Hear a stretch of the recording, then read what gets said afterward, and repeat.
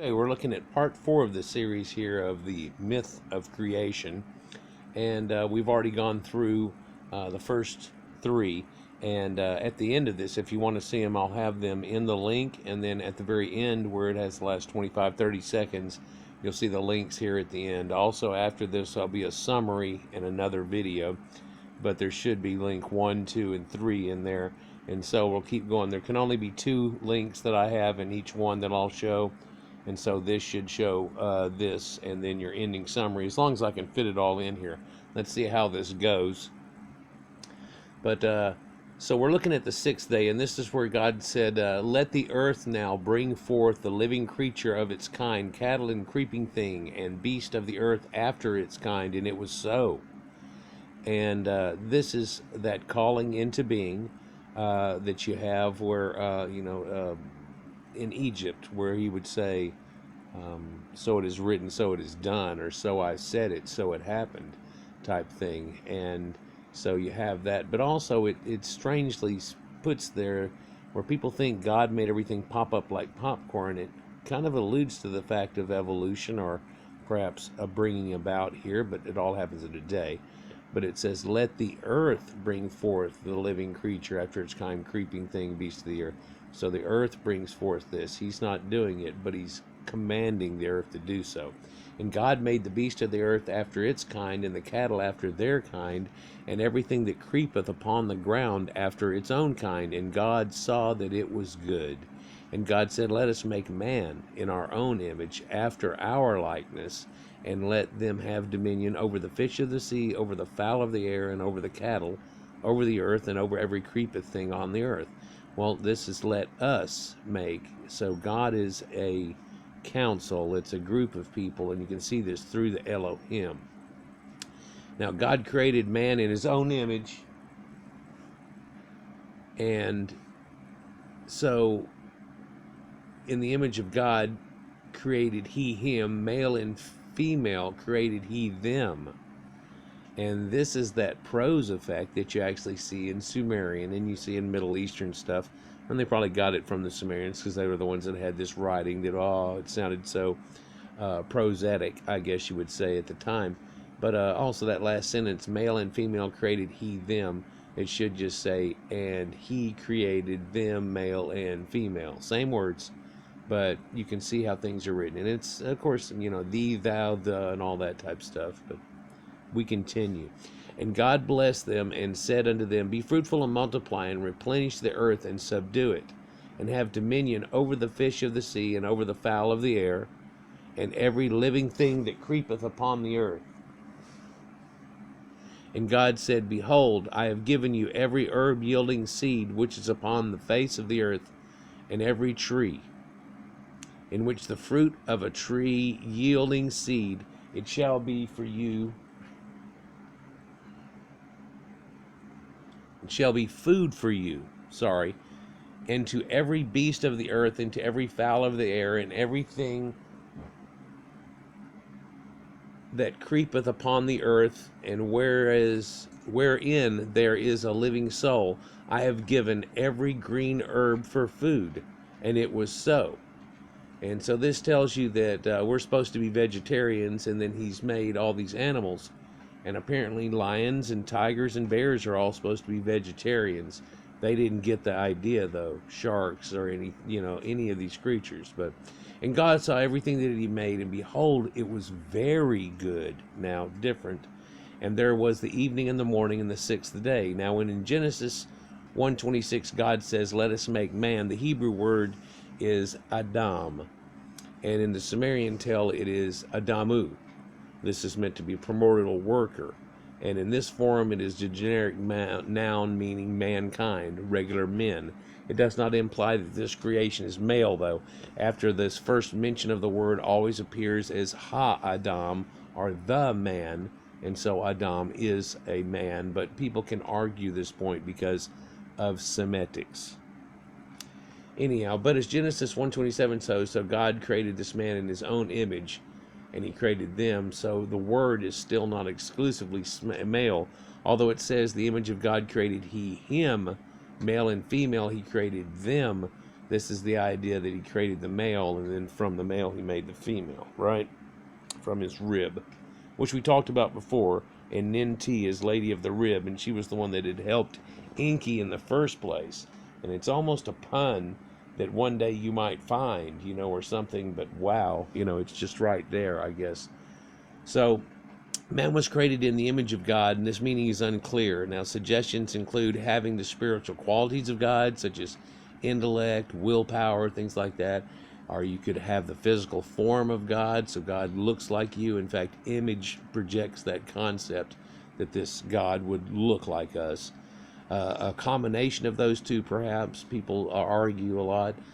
Being's counterpart on earth and able to enter into a relationship with him, and not necessarily that we would, but we would mirror him as an image, and so we are supposed to become gods of the earth, being God's representative or viceroy on earth, if you say. Now, the fact that God says, "Let us make man," has given rise to several theories, which the two most important are that us is majestic plural, and that it reflects the setting of a divine council, like I'm saying. And God enthroned as a king is proposed as the creation of mankind to the lesser divine beings. God tells the animals and humans that he has given them the green plants for food, so creation is supposed to be vegetarian. Only later, after the flood, is man given permission to eat flesh. The priestly author of Genesis appears to look back at an ideal past in which mankind lived at peace, both with itself and with the animal kingdom, and them with each other, and which could be re-achieved through a proper sacrificial life in harmony with God. Now, we don't have this concept today about it at all, but they did back then, because there was just cities showing up, and things, and there was a lot more wilderness, and they could tell that they were ruining the wilderness of animals and hunting and all the things that were going on. And, at one time, people had harmony with them, and you could see this with them domesticating animals.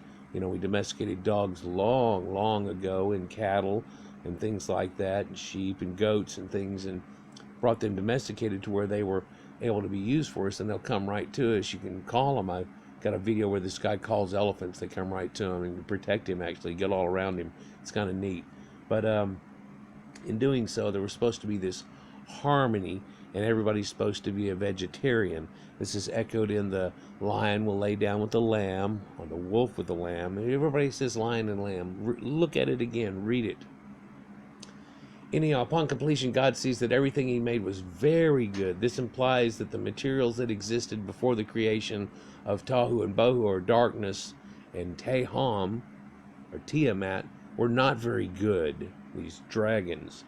And now Israel Cole hypothesized that the priestly source set this up as a dichotomy to mitigate the problem of evil, like how it enters the world. There's a lot to that too. I won't go into it now. So on the seventh day, this is your divine rest. And again, 6 days, and 6 is a symbolic Sumerian number. We go on 6 and 60. That's why we have our 60 seconds in a minute. That's why we have 24 hours in a day, is broken into 4 quarters of it as it runs around. Anyhow, and the heaven and the earth were finished, and all of the host of them. And on the seventh day God finished his work which he had made, and he rested on the seventh day from all his work which he had made.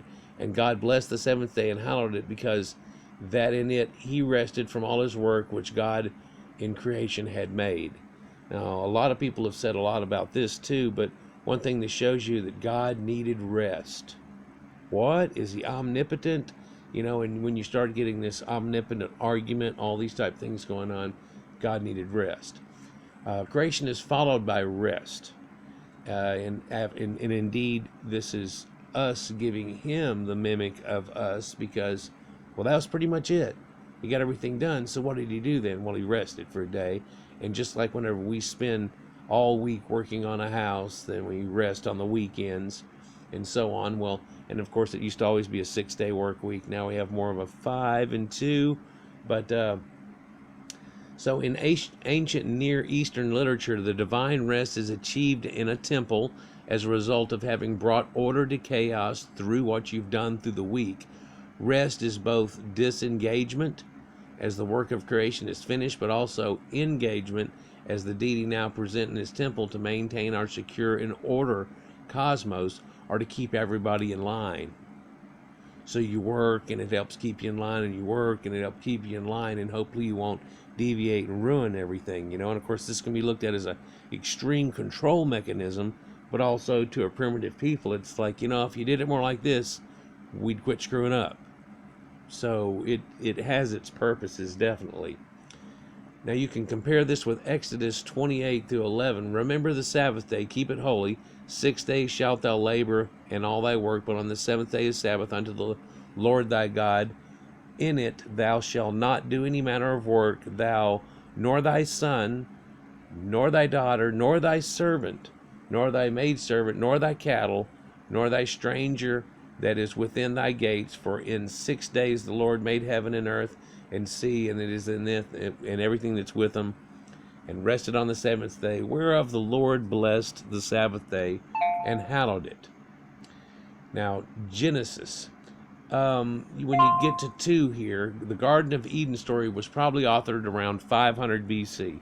Authors look at the prose that's in there and that's contained within, and comparative literature shows you that it's somewhere around there, and it wasn't written too long before, or perhaps even after, the Babylonian capture of them, taking and then released again, where Cyrus actually rebuilt the Temple of Baal into the temple that they had there in this mythical land of Israel that was supposed to be some sacred land that was always theirs, or that they had taken it over from Canaanites. But if you look at comparative studies again, it was owned by Egypt, and then I believe Akkadians came in, and then back in Greek, and then Romans, and there was no island in the middle of that. It was like, oh, we own everything except for this little cool spot right here.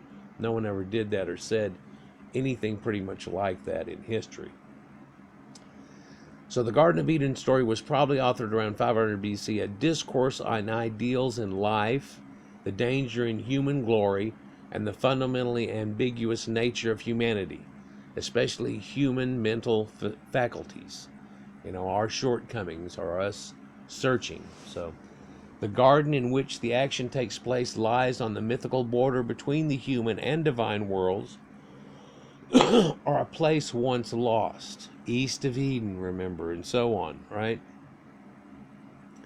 So probably on the far side of the cosmic ocean, near the rim of the world, following a conventional ancient Near Eastern concept, and it could have been the other side of the world. Imagine this concept where they thought of it as being there. On the far side of the cosmic ocean, near the rim of the world, following a conventional ancient Near Eastern concept, the Eden River first forms that ocean and then divides into 4 rivers which run from the 4 corners of the earth toward its center. Now, it opens in the day that the Lord God made the earth and the heavens, a set introduction similar to those found in Babylonian myths. Before the man is created, the earth is a barren waste, watered by an ed, which is looked at as being a fog or a mist. The King James Version translates this as mist, following Jewish practice, but since the mid-20th century, Hebraists have generally accepted that the real meaning is spring of underground water. And I think that there's probably 2 truths to that, but also people thought that God had raised the water up and watered everything. And you know how the wells that are near a river, whenever you have a flood of the river, even though it doesn't get inundated, it still rises because of seeping through the ground. And so this groundwater type thing, and everybody talks about that as being this, that God pushed up and helped flood the earth. Well, they didn't quite understand how a river could just overflow that rapidly and that quickly. Now also, whenever this ocean divides, this is supposed to be at the 4 culminations of these rivers, and people have said, well, they run down and become one. It's more of like they all come from one area and go out, as it says here. And we know the Tigris and Euphrates run straight down from there. So if we go to the top part of that, that is where the lords of Arada are in the Sumerian tales. That's where we find Ararat at. That's where the Caucasus Mountains are. That's where Noah had supposedly landed in the tale that there was there, and mankind spread out from there. Goes up through the Black Mountains and the Black Sea area, and there's also the area around there now. They found Göbekli Tepe, and of course the most ancient of sites where people have this bull worship and this thing going on, and cattle, as Katel Hoyuk is the name of it, shows you this connection to where they all come from. One runs this way, one runs that way, two runs south. But of course it's supposed to be to the four corners of the earth. Well, at one time the Sumerian area was the corners of the earth, and they said people lived out on the fringe. Once they realized the whole area over there was huge, and they knew that the area on the other side was huge, and that it was just, it's never ending. You look at Herodotus' old maps, and it shows you that they knew then a lot of things, but they still didn't even know sub-Saharan Africa existed. They just rounded off, but they do curve the Nile in and run it right over to where they call Atlas at. That's about other videos, though. If you want to look at my video on that, it's fine. In Genesis 1, the characteristic word for God's activity is bara, or created. We talked about that before, and the people that are creating metal are barbara, right? In Genesis 2, the word used whenever he creates a man is yastar, which means fashioned, and it's more of a craft work. It's a word used in contexts such as potter fashioning a pot from clay. God breathes his own breath into the clay, and it becomes nephesh, a word meaning life or vitality. So God breathes into a clay figure, and this is the idea of having a golem, and different than what you see in Lord of the Rings, but this statue that comes to life, which could breathe life into it, it comes to life. And they had fake statues before where they had talking ports running from unseen places behind the walls, and it would seem like masks and statues and things, and voices would come out of nowhere, tricks and things that they used a long time ago for weird magical purposes to get people believing and really caught up in the moment. But it's really a type of grandstanding, things like that, So Eden, where God puts his Garden of Eden, becomes a root meaning of fertility. The first man is to work in God's miraculously fertile garden, the tree of life, as a motive for Mesopotamian myth. In the Epic of Gilgamesh, the hero is given a plant, finally, towards the end of the earth, after he goes and finds Utu, or he goes and finds Utnapishtim, who ends up being the Noah counterpart in the Sumerian tale, and he can't give him immortal life. He does a trickery thing where he can't stay awake for as long as he's supposed to. And so he says, well, if you can't stay awake for the time that it takes to be a god, then you can't be a god. And therefore, what you can do, though, is get this plant that'll make you young again. And occasionally you eat the plant and you'll forever be young. And so he tries to have this. Now, this is this apple of life, or this is this elixir thing. This is this ambrosia of the gods type concept here. And the name of the plant he's given is a man becomes young in old age. But a serpent steals that plant from him in that Mesopotamian myth. And there's been much scholarly discussion about the type of knowledge given by the second tree.